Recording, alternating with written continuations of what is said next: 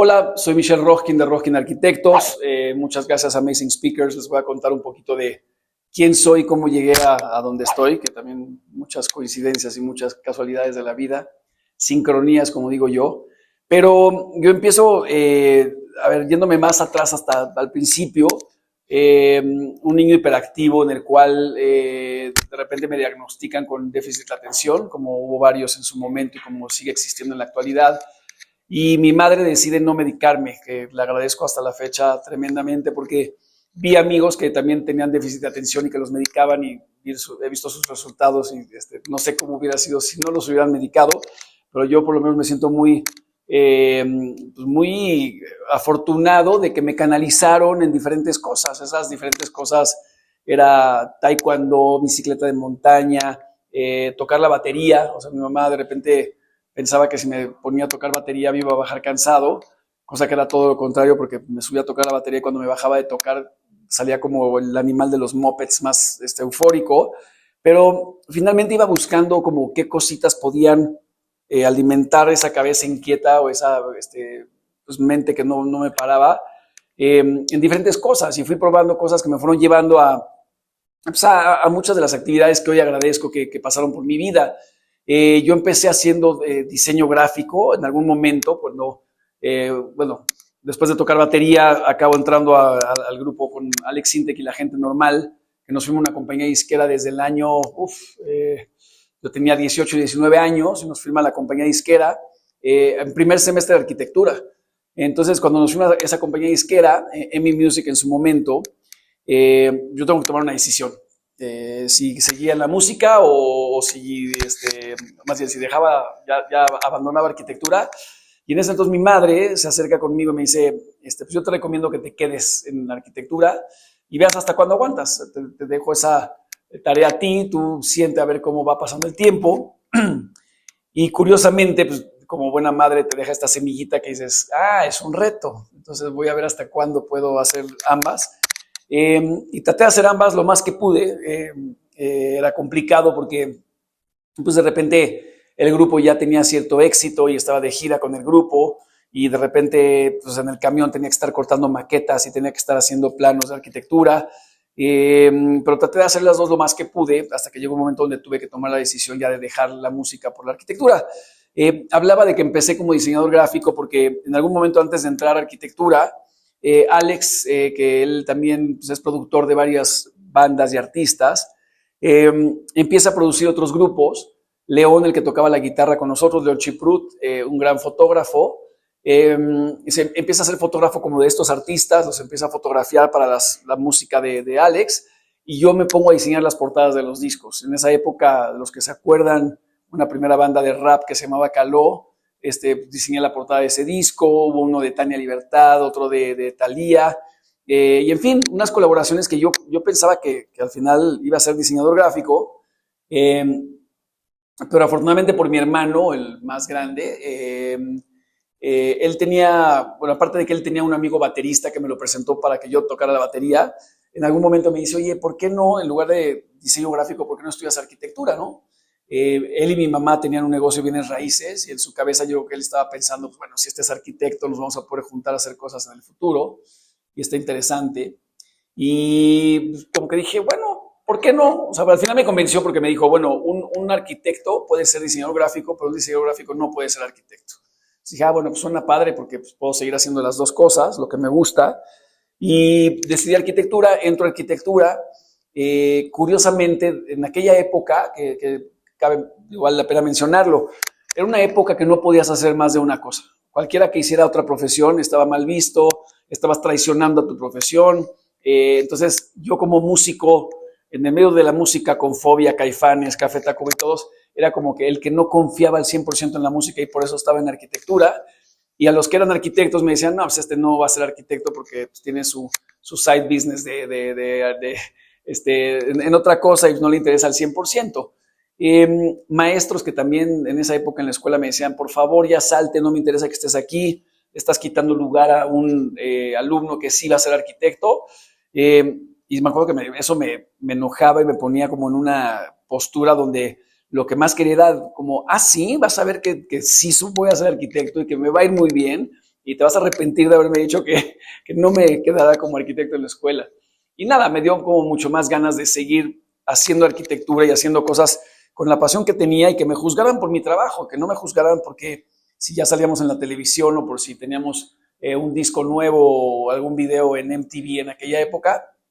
Y hasta que llegó un momento después de 4 discos, bueno, también cabe mencionar que algo importante es que me gustaba la arquitectura, no tanto, yo estaba como estudiando primer semestre, segundo semestre, y fue a partir de las giras donde yo empiezo a darme cuenta del valor de la arquitectura.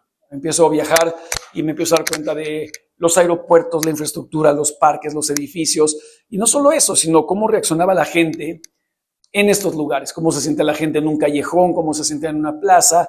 De repente dije, puta, la arquitectura, qué bárbaro, qué potencia y qué fuerza tiene como profesión, ¿no? Lo que eres capaz de hacer y de hacer que la gente se sienta bien, se sienta mal, se sienta oprimida, no oprimida, libre, y tantas cosas que me fue dando muchísimo gusto poder trabajar como arquitecto. Pero lo que fue interesante que fue siempre desde un lugar de la percepción humana, nunca la arquitectura como objeto, siempre la arquitectura como lo que puede lograr provocar en el humano. Fue hasta el 4º disco con Syntec, donde de repente llegó un cliente y me dice, oye, quiero que me hagas mi casa. Y yo me acuerdo en ese momento no tenía ni despacho, ¿no? Mi despacho era una Macintosh que me había regalado Apple en su momento y me la habían dado para que hiciera música con la banda, y yo la agarré para hacer arquitectura y ahí hacía mis renders, usaba un programa que se llamaba ArchiCAD en su momento y Artlantis para hacer renders, y esa era mi oficina. Entonces le digo al cliente, curiosamente, digo, pues esta es mi oficina, ¿no? No hay tal. Dice, no, es que vi una cosita que habías hecho por ahí y quiero que tú me hagas mi casa. Y ese fue el momento donde yo dije, si ya me están buscando como arquitecto, creo que ya tengo que tomar la decisión. Ya también tengo que confesar que la música que estábamos haciendo en ese momento ya no me gustaba tanto. O sea, cada vez la banda se hacía más pop y para mí siempre quise que fuera más rock en su momento. Y me salgo en el 4º disco cuando Alex hace la canción de Sexo, Pudor y Lágrimas. Yo ya estaba fuera de la música y ya al 100% metido en arquitectura. También es importante mencionar que la música económicamente me dio mucho sustento para poder trabajar como arquitecto. ¿Y a qué me refiero con eso? Me acuerdo que de repente en mis primeros proyectos llegaba un cliente a pedirme algo, un departamento que remodelé, fue mi primer proyecto. Me dice, ¿cuánto me vas a cobrar? Y le decía, no te preocupes, no te cobro, pero métele la lana al proyecto. O sea, yo estoy ganando de la música, puedo recibir mi dinero de mis giras y lo que sea, pero te quiero convencer de que más bien te gastes ese dinero en lugar de mí en el proyecto. Y empecé a hacer proyectos con una vocación de hacer lo que quería hacer y no lo que me forzara la economía a hacer. Que hoy con muchos de los alumnos a los cuales les doy clases en diferentes partes del mundo, les hablo de la importancia de tener tal vez un sustento económico que te balancee lo que quieras hacer, porque desgraciadamente mucha gente que yo vi decir, ay, voy a agarrar esta chambita por ahorita porque no tengo lana, y de repente acabaron haciendo esas chambas toda su vida y eran proyectos que no les gustaban para nada. Y yo siempre dije, bueno, hay que tener cuidado en lo que quieres hacer porque te van a recomendar por eso. Entonces, mejor que si lo que estás haciendo no te encanta, agárrate una chamba de medio tiempo que te dé una economía y que te ayude a subsistir en lo que quieres para que tú logres realmente poder plasmar tu vocación en lo que estás haciendo. De esa manera yo pude hacer los primeros proyectos de arquitectura. Obviamente ya cuando dejé la música, pues ya tengo que empezar a cobrar como arquitecto y ya llegó este cliente a pedirme esta casa.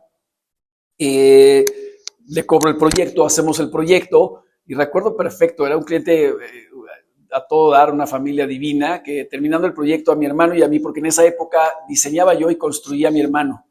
Bueno, construíamos juntos con un equipo que teníamos, terminamos la obra, se la entregamos antes de tiempo y con menor costo y nos acabó regalando 2 bicicletas de montaña como regalo el cliente porque estaba muy contento. Ya después de un par de proyectos yo dejé de hacer obra porque la verdad es que siempre consideré que zapatero a tus zapatos, que el arquitecto se ponga a diseñar y que las compañías constructoras construyan y cada quien tenga como su vocación como muy clara. Y eso desencadenó ya como toda una serie de proyectos que me fueron alimentando para tener una oficina como Rojkin Arquitectos. Después en 1999 por ahí conozco a Isaac Broid. y a Miquel Adría, y formo un despacho con Isaac Brody y con Miquel Adría. Teníamos un despacho que se llamaba La Fábrica de Arquitectura, que también fue muy interesante porque Isaac Brody, una generación para mí clave en el modernismo en México, porque tanto Isaac Brody como Kallach, como Norten, rompen con una tradición de arquitectura que se estaba replicando de ya el refrito del Barragán, de Legorreta, y así todas las escuelas querían que pintaras muros de colores, y llegan ellos a romper con esto, a hablar como del modernismo en México, y me encanta porque era como subirte a esta como protesta de puede haber mejor arquitectura, puede haber otra vez un modernismo que siempre hubo, ¿no? Las épocas de Ciudad Universitaria, el Palacio de los Deportes, o sea, muchas cosas que la gente venía a México a ver lo que estaba pasando porque ni siquiera creían que existiera los conjuntos habitacionales en Tlatelolco, o sea, muchas cosas de modernidad que México era pionero. Entonces, yo creo que esta generación de Broid, Norten, Kallach y demás, Alvin, Vasconcelos, fueron los que nos permitieron a otras generaciones poder hacer una arquitectura que hoy existe cualquier tipo de expresión arquitectónica. Pero bueno, me junto con Isaac, que para mí era increíble poder estar trabajando con un arquitecto así, hoy gran amigo, igual Miquel Adría. Y Miquel tenía Arquine, una revista, una publicación que venía de atrás de ser la revista A de Mario Pani, que luego se hizo arquitectura y luego se convirtió en Arquine. Entonces era una cosa increíble porque estás sentado trabajando en proyectos, pero estás escuchando una generación como la de Isaac Brody hablando de ciertas cosas de arquitectura, y a Miquel, un teórico con una cabeza increíble, donde tiene toda una biblioteca en su cabeza de todo lo que ha pasado en la historia y una teoría como también buenísima, que le daba un sustento muy, muy interesante a la oficina. Eso pasó como 3 años aproximadamente, y después de esos 3 años también yo sentí que, bueno, en esos 3 años también pasaron cosas mágicas. Yo empecé a conocer a generaciones de arquitectos que jamás me hubiera imaginado. Entonces, de repente ya estaba yo sentado con Teodoro González de León en una conversación, o de repente con Kallach, y de repente pues, yo me brinqué generaciones, porque aunque era yo bastante más pequeño, ya estaba sentado en la mesa con estas cabezas donde tenías que estar a la altura de estas cabezas, ¿no? Platicando teniendo una opinión sobre lo que estaba pasando en la ciudad, teniendo una opinión sobre la arquitectura contemporánea. Y esto me dio como muchas tablas para poderme sentir muy cómodo en lo que estaba haciendo. Y llegó un momento donde, después de 3 años de estar juntos, también me di cuenta que quería yo explorar muchas más cosas, ¿no? Me acuerdo que nos sentábamos siempre a platicar proyectos y empezábamos a dibujar, y casi siempre empezábamos a dibujar de una misma forma, ¿no? Una retícula, y empezábamos a hacer como alguna propuesta formal, y yo no me sentía muy cómodo, yo quería experimentar más y quería explorar y regarla, y si la regaba, pues bueno, al final prefiero regarla yo solo a regarla con socios que me los tengan que llevar ahí de corbata. Y decidimos separarnos después de 3 años. Entonces, en el 2001 yo ya formo Roskin Arquitectos. Nos separamos, Miquel se quedó con Arquine, Isaac se quedó con su despacho de arquitectura, y cada quien siguió haciendo lo suyo, pero yo ya en un camino donde empecé a explorar muchas otras cosas. Uno de mis primeros proyectos fue una casa para una bailarina, que la hicimos en Tecamachalco, y un proyecto muy peculiar porque el cliente nos pide que le remodelemos su casa en Tecamachalco y que le hagamos un departamento para su hija, porque quiere que su hija esté independiente. Entonces le decía, bueno, pues no es muy independiente que tu hija viva en el techo de tu casa, ¿no? Pero, ok, vamos a hacer el proyecto. Y era un proyecto para una bailarina, y recuerdo que queríamos hacer una cosa pues, muy rara para México, ¿no? No había nada hecho así en metal. Es una casa que cuando llegó la constructora que nos empezó a ayudar, pues de repente nos metimos en un problemón porque no era como lo convencional donde ibas a hacer una casa de ladrillos o una casa de concreto. Me acuerdo que fuimos a buscar hojalateros a las doctores para que pudieran realmente soldar las placas, darles dejarlas lisas con todo y la soldadura, y luego pintarlas y que la pintura aguantara. Entonces fue como una cosa bastante experimental, y que me encantó porque al final también me di cuenta que yo hacer arquitectura no quería estar limitado a qué existía en la industria de la construcción. Me valía un cacahuate si existía o no existía. Yo iba a averiguar si era, como decía, de la colonia Doctores, si era de quién sabe dónde, pero teníamos que lograr poder hacer un trabajo que era el objetivo de ese proyecto, que en este caso, esta casa para una bailarina de ballet. Y así después nos seguimos con algunos concursos. que nos fueron llevando a que la gente, o sea, afuera de México, le llamara más la atención. De repente decían, ¿quién es este cuate que fue baterista y que ahora está haciendo arquitectura y que está haciendo estas cosas? Y me empezaban a llamar a dar conferencias porque les gustaba que hubiera un arquitecto no convencional. No había estado en o sea, mi formación tradicional, no había empezado haciendo mis casitas tradicionales, ya me había asociado con estos dos grandes arquitectos. Entonces me empiezan a hablar para dar clases en diferentes universidades, para dar conferencias, y eso de cierta manera empieza como a traer trabajo a México, ¿no? De repente, oye, ya vi que estabas dando una conferencia no sé dónde, me interesa que trabajes este proyecto para nosotros. Y así empezamos como a movernos un poco. Es muy común que en nuestro país cualquier talento que sale de México y es reconocido fuera, siempre hasta que sale y lo reconocen fuera, ya llega todo el mundo y, ay, es que es mexicano y lo queremos mucho en nuestro país, pero realmente es triste, ¿no? Porque digo, en lugar de que te reconozcan primero en tu país y que luego tengas esa repercusión fuera, pues casi siempre pasa al revés. Y me acuerdo esto desde la música. Recuerdo la primera gira de Café Tacuba, no es cierto, La Maldita Vecindad en Europa. O sea, La Maldita Vecindad le iba bien, pero se fue a Europa y regresaron de Europa y eran unos monstruos de aquí en México, ¿no? En Molotov lo mismo. Entonces, lo mismo nos ha pasado con nuestros cineastas, nuestros chefs, o sea, nada nuevo para términos de arquitectura.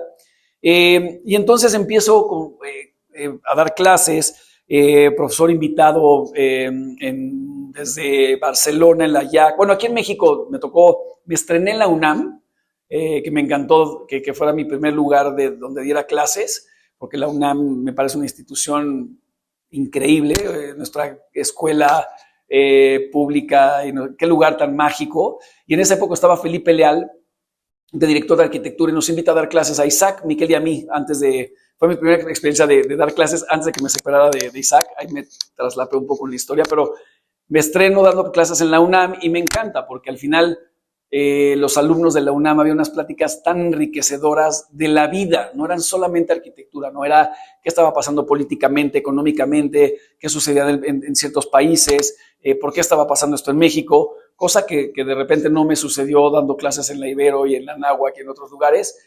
Había otras cosas ricas, pero me di cuenta también el potencial humano de diferentes escuelas y el por qué. Y en Estados Unidos empiezo a dar clases en UPenn, luego en SCI-Arc en Los Ángeles, di clases en la YAC en Barcelona, que eran siempre estas escuelas como alternativas, que eran tipo la Bauhaus en su momento, pero la YAC en Barcelona quería hacer esta alternativa, SCI-Arc en Los Ángeles planteaba hacer esta escuela alternativa. Luego ya finalmente también en Harvard, y he dado clases también en el IIT de Chicago. El estar expuesto a otros países también me dio como muchas tablas y mucha experiencia de compartir con colegas extranjeros, de estar en diálogos importantes, en temas importantes, en gente preguntando mucho por México, qué pasa en México y por qué, y cómo está, qué está pasando con la arquitectura en su momento, y háblame de otros arquitectos. Y me acuerdo yo empezar a recomendar a muchísimos colegas en su momento que nadie conocía, ¿no? Porque si bien Miquel tenía Arquine, la revista, Miquel de repente publicaba algunos arquitectos, pero no cabían todos, y entonces también era como interesante hablar de otras gentes que no estaban siendo publicadas.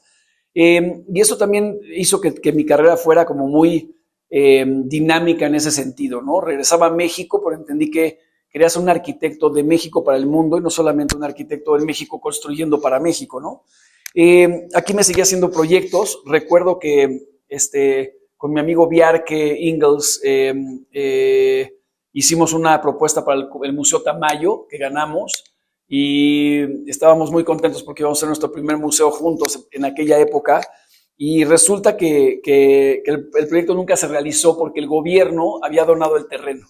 Entonces, imagínense un mexicano teniéndole que explicar a su amigo danés que aunque ganamos el concurso, el proyecto no se va a realizar, porque cuando ganamos el concurso le pertenecía a un partido político y después cambió el partido político y le quitó el terreno. Entonces era una tragedia y era como totalmente vergonzoso tener que explicar una de estas cosas donde el proyecto ya no se iba a realizar. Pero bueno, seguimos haciendo cosas en el camino juntos actualmente. Ahorita estamos haciendo un proyecto ahí interesante que ya les contaré en su momento. Pero bueno, mi carrera se vio como llena de todas estas como condiciones.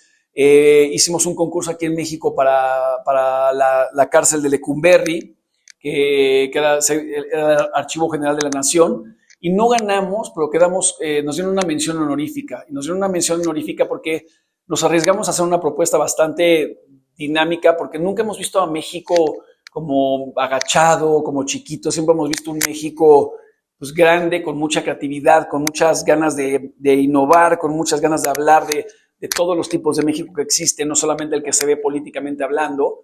Y cuando nos dan mención honorífica en ese proyecto, estaba Consuelo Sáizar de jurado, que Consuelo Sáizar fue quien estuvo a cargo de Cultura en México. Cuando llega a la Cineteca Nacional, Consuelo está en Conaculta y Consuelo me encarga ese proyecto a mí. Me dice, me gusta tu manera de pensar, me gusta que no veas a un México chico y necesitamos una cineteca y remodelar la Cineteca Nacional. Entonces nos dan este proyecto, que era un proyecto también que el proyecto original era autores y compositores que lo había hecho el papá de Mauricio Rocha, Manuel Rocha. Cuando estamos haciendo el proyecto, de repente Mauricio empieza a cuestionar por qué él no estaba invitado al proyecto cuando era el proyecto de su papá, y se invita a Mauricio a que colabore en el proyecto de la Cineteca y hacemos el proyecto juntos. Yo hago la gran parte del proyecto, la planeación completa, y entra Mauricio a hacer ya lo que es el museo, la parte de la videoteca, la parte de las oficinas, y se hace esta colaboración donde finalmente empiezo yo con proyectos públicos, y proyectos públicos importantes pero complejos, porque fue el final del sexenio de Calderón, donde teníamos los últimos 9 meses de su sexenio para hacer este proyecto de 350,000 metros cuadrados, que era una locura. Obviamente el proyecto no se acaba, trasciende el sexenio, un aprendizaje duro para mí porque se inaugura un proyecto no terminado. Me acuerdo que tenía creo que 2 semanas inaugurado el proyecto y cae una lluvia torrencial tremenda, se inundan los metros, es un desastre la ciudad. Y curiosamente era el día en que inauguraban en la Cineteca Nacional la película de Nymphomaniac de Lars von Trier. Estaba llena las salas y se empiezan a meter el agua por las lámparas de las salas, o sea, se inunda toda la Cineteca. Y al día siguiente entendí o aprendí lo que era trolear. Todos los medios me estaban así de, este arquitecto que no acabó la Cineteca y la dejó incompleta. Obviamente pues no se acabó, había cosas no terminadas, deciden abrirla. Al día siguiente estábamos ahí con peritaje viendo de quién había sido la culpa, si había coladeras, no coladeras. Y al final se dieron cuenta que faltaba tema de construcción, no era tema de nosotros como arquitectos. Se resolvieron todas esas cosas, pero aún siendo un proyecto muy exitoso, la Cineteca Nacional es un proyecto no terminado. Hasta el día de hoy nunca se acabó como se planeó, que había una fachada principal que nunca se hizo, el estacionamiento público iba a ser una galería de arte contemporáneo urbana para los grafiteros de la zona, como para poder tener como mucho más contacto con artistas urbanos locales de esa zona. Había más planes de vegetación que tampoco nunca se hicieron. Pero bueno, ese es de los primeros proyectos públicos que tenemos con gobierno. Después hicimos la Filarmónica, la Casa de la Filarmónica para Boca del Río, para la Orquesta de Boca del Río. Y ese proyecto es muy simbólico para mí porque mis abuelos, que venían de Rusia, Polonia y Hungría, ellos entran por Veracruz. Hablando de todo este tema de migración tan jodido que está pasando en el mundo, era una época donde la gente no tenía opciones, ¿no? La gente estaba huyendo de guerras como pasa actualmente, pero ya Estados Unidos estaba cerrado como puerto, entonces el siguiente puerto era Veracruz. Llegan mis abuelos por Veracruz, se asientan en la Ciudad de México y aquí nacen mis papás, nazco yo y ya mi hija es tercera generación de mexicanos, pero me encargan un proyecto en Veracruz, en Boca del Río, donde tengo que hacer una sala de conciertos que tiene que ver con mi pasado musical y conmigo como arquitecto en esta actualidad. Entonces, un proyecto muy, muy significativo para mí. Una segunda oportunidad de trabajar con gobierno, que yo estaba aterrado porque la Cineteca nos quedó debiendo un dinero tremendo que, como siempre sucede también, pasó de sexenio a sexenio y entonces el nuevo sexenio decía, yo no te contraté, eso es del gobierno anterior. Yo los volteé a ver como de, oye, pero yo soy mexicano y trabajé para México, yo no trabajé o sea, sí había un gobierno en ese momento, pero yo estoy dando mi servicio para que México tenga un lugar que podamos todo el mundo disfrutar, porque no puedo cobrar lo que tenía que haber cobrado. Y en fin, es una deuda que se quedó ahí pendiente. Después me llaman para hacer la Filarmónica de Boca del Río, un poco nervioso, otro partido político, y la verdad ahí me fue muy bien. Trabajamos el proyecto de manera muy a gusto. Es un proyecto que a la fecha me encanta porque igual que la Cineteca, toda la arquitectura que hacemos trata de ser una plataforma para que sucedan otro tipo de actividades. O sea, cómo se puede convertir en una plataforma cultural para que la habiten otras artes, ¿no? El caso de la Cineteca, ya ves obras de teatro, ves conciertos al aire libre, ves ferias de libro, cuando ha habido tragedias como los sismos han sido centros de acopio importantes. O sea, se vuelven lugares que sí, el primer programa se resuelve arquitectónicamente, pero se deja una plataforma para que sucedan otras cosas, y es lo mismo que pasó con Boca del Río, ¿no? De ahí me brinco a un primer proyecto que fue el primer proyecto que hicimos en Estados Unidos, que es The Ledger, y curiosamente con todas estas relaciones que yo ya tenía por dar clases en Estados Unidos, de amistades que querían que hiciera proyectos allá, siempre había un poquito como de ay, pero es que tú no vas a poder hacer cosas en Estados Unidos porque tus leyes en México son muy fáciles contra las que nosotros tenemos en Estados Unidos. Y yo siempre les decía, tan locos, la creatividad es creatividad, y en México y en cualquier parte del mundo ser creativo puedes jugar con las reglas de hacer cosas interesantes. Nos llega un proyecto donde nos invitan, el cliente, era una colaboración con Marlon Blackwell, un gran amigo, que aparte también toda mi carrera ha sido de colaboraciones. Me encanta colaborar, que es un poco tal vez vicio de la música, que en la música, pues, si había un guitarrista que tocaba padre, le decías, oye, güey, mañana hay concierto, súbete y tocas con nosotros porque pues, queremos que toques algo ahí, improvisamos. Yo creí que pasaba mucho en la arquitectura, y en la arquitectura en mi generación no pasaba nada, nadie quería colaborar, todo el mundo era así de casi, ni vayas a pasar por mi despacho para robarte ideas. Y hoy me encanta ver a los chavos totalmente colaborativos, se meten en muchas más artes, o sea, hay mucho más apertura. Yo digo que desde que se fundó el término o se descubrió este término de open source, todo se convirtió en una cosa como mucho más abierta y dinámica. Pero bueno, ese proyecto con Marlon Blackwell en Estados Unidos, cuando llegamos a conocer al cliente, el cliente nos baja del avión y nos sube unas bicicletas de montaña y nos dice, vamos a andar en bici. Entonces fuimos a dar una vuelta en bici, de repente empecé a ver lo que estaban haciendo en las montañas y cómo la gente les gustaba, hasta en el centro de la ciudad, pasan en sus bicicletas y las dejan para irse a desayunar. Y le dije, ¿por qué no hacemos un edificio que subas en bicicleta a tu edificio? Entonces me decía, ¿cómo? Pero pues, están locos. Hicimos un edificio de 20,000 metros cuadrados, de 6 pisos, que es el edificio más alto de Bentonville hasta la fecha, porque no hay edificios muy altos. Y hicimos un edificio que tienes unas rampas que suben hasta el 6º piso. Obviamente tienes el lobby convencional, tienes las escaleras convencionales, pero la mayoría de la gente quiere subir por esas rampas, ¿no? Entonces, me encantó porque era como de cierta manera también demostrar que sí puedes hacer cosas divertidas, ¿no? Y que sí puedes hacer proyectos que se salgan un poquito de lo convencional, porque para mí esta cosa de repetir programas se me hace obsoleto, ¿no? Con esto con cómo está cambiando la sociedad con tanta rapidez, la tecnología, la incertidumbre, las guerras, o sea, todo es imposible que estemos repitiendo programas como si no hubiera pasado nada, ¿no? Un ejemplo es la casa convencional, cuando el cliente llega y te dice, hazme un desarrollo de 60 casas para la familia típica mexicana. Y siempre lo veo como de, ¿y cuál es la familia típica mexicana, no? Porque si te sigues imaginando que es el papá, la mamá, la niña y el niño, pues creo que estamos hablando de otro siglo, ¿no? Hoy hay muchas familias que se componen de diferentes integrantes familiares, y la arquitectura tiene que entender esas necesidades y tiene que atender esos nuevos cambios para que realmente se incluya a todo mundo en una visión arquitectónica de ciudad, ¿no? Y bueno, esto me ha traído pues mucha satisfacción hasta la fecha, porque al principio teníamos que convencer mucho a la gente de hacer proyectos, porque invitábamos a sociólogos, antropólogos a la mesa. Nos decían, oye, ¿por qué están estos cuates acá?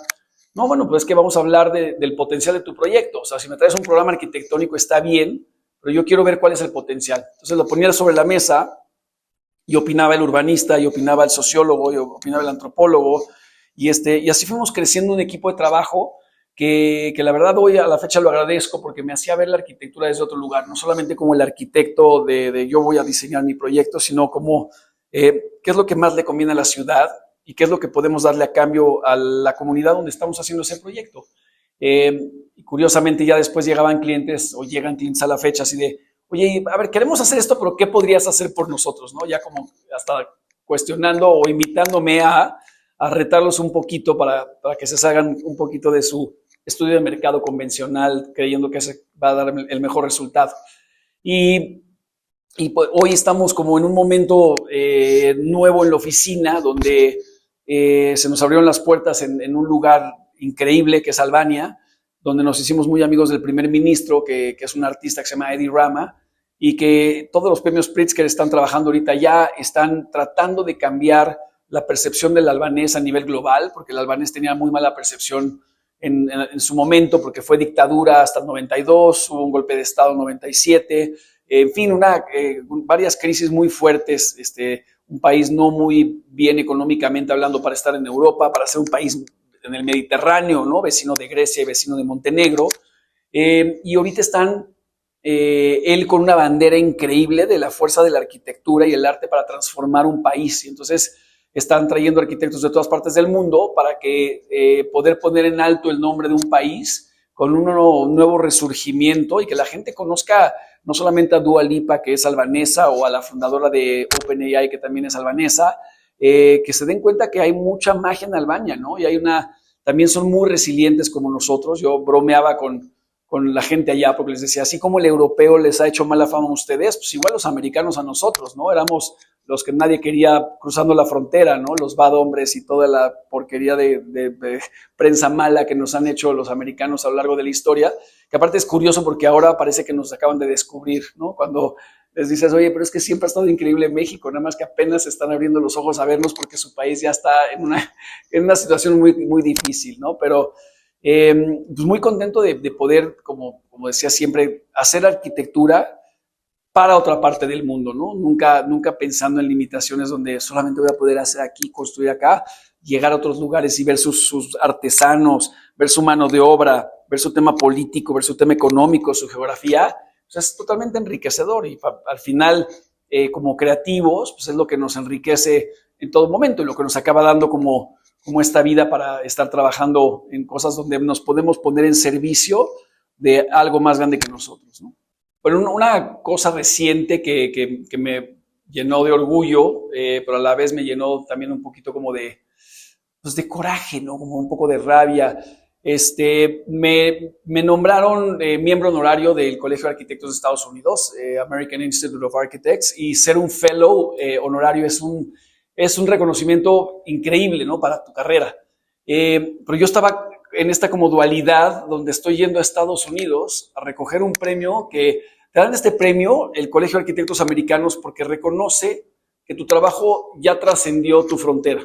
Y entonces te invitan a ser parte de miembro honorario de su Colegio de Arquitectos, que eso es un de verdadero lujo y de verdad así infinitamente agradecido porque no somos tantos los mexicanos que estamos ahí. Pero a la vez el día que yo estoy en Boston, que vas a ir a esta iglesia, a hacer todo este evento donde te ponen unas batas y te ponen tu medalla, acababa de anunciar Trump que iba a prohibir la entrada a todos los alumnos de Harvard que habían salido.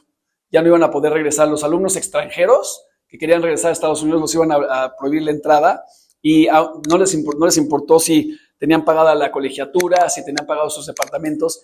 Y yo estaba, pero histérico. Yo quería subirme a decir algo porque decía, ¿cómo puede ser posible que esto esté pasando, estén sacando gente de Estados Unidos y a mí me estén dando un premio, ¿no? Y no solamente yo como mexicano, estaba Ishigami, que es un arquitecto japonés brillante, había otra amiga inglesa que también estaba recibiendo un premio, y te pones a pensar en qué tristeza, ¿no? Porque un país que se desarrolló con migrantes, que se enriqueció por la cantidad de migrantes que llegaron con otras cabezas, con otras culturas, y eso es lo que ha hecho muchos de nuestros países mágicos, hoy esté prohibiendo eso. Entonces, me acuerdo perfecto que llegué y le dije, oye, ¿puedo subirme a dar un discurso? Me dijeron, no. Yo, por favor, déjenme subirme a decir algo. No puedes porque hay mucha gente. Y total, ya digo, recibí con mucho orgullo mi medalla porque no le quita el reconocimiento a la parte arquitectónica, pero creo que es bien importante que cualquiera que estemos en el oficio que estemos, que tengamos algo de exposición hacia afuera, hablemos por los que no pueden hablar y podamos decir que en los momentos difíciles, pues alguien que levante la mano a decir cómo estoy aquí yo como mexicano, pero represento a muchísima más gente, no solamente yo. Y ojalá que el país que está pasando por esta tragedia ahorita, como lo es Estados Unidos, porque la gente más pensante de los amigos, por lo menos que yo conozco que están allá, también están muy decepcionados de su país en este momento, bueno, de su política, recapaciten, ¿no? Y reflexionen que pues está muy mal la mayoría de las cosas que están haciendo. Entonces, por un lado, como les digo, mucho agradecimiento que hayan podido reconocer mi carrera como arquitecto, pero no puedo dejar de decir las cosas que siento como mexicano y como humano en un planeta que está en una crisis tremenda, donde siento una carencia de esto, de humanidad, de conexión con el otro, de empatía, donde todo es yo, y me vale gorro lo de los demás. Pues es decir, un poquito, no me importa, no me vale gorro lo de los demás, me importa también mucho que estén pasando estas políticas cuando a mí me están dando un reconocimiento, ¿no? Entonces era una manera de dejar ahí claro que qué bonito que pueden pasar cosas buenas, pero que no dejemos de usar nuestra voz para tratar de levantar más conciencia en la gente, ¿no? Que no estemos tan anestesiados sin decir las cosas y tratar de hablarlas, porque si estamos en estas condiciones a punto de una tercera guerra mundial o una crisis nuclear, pues es porque nos hemos merecido, ¿no? Y porque nadie está haciendo nada diferente. Entonces, ¿cómo tenemos más opinión? ¿Cómo hablamos más? ¿Cómo podemos dialogar más? ¿Cómo podemos tener diálogos sanos y no una cultura de la cancelación donde todo el mundo se pelea? Y bueno, era para mí importantísimo poder tener una opinión sobre este premio que no solamente, como decía, estaba muy agradecido con esta institución, pero también decir, bueno, me toca poder decir estas palabras como mexicano. Bueno, muchísimas gracias. Yo soy Michelle Rojkin de Rojkin Arquitectos, de aquí de la Ciudad de México. Síganme en mis redes y muchas gracias, Amazing Speakers.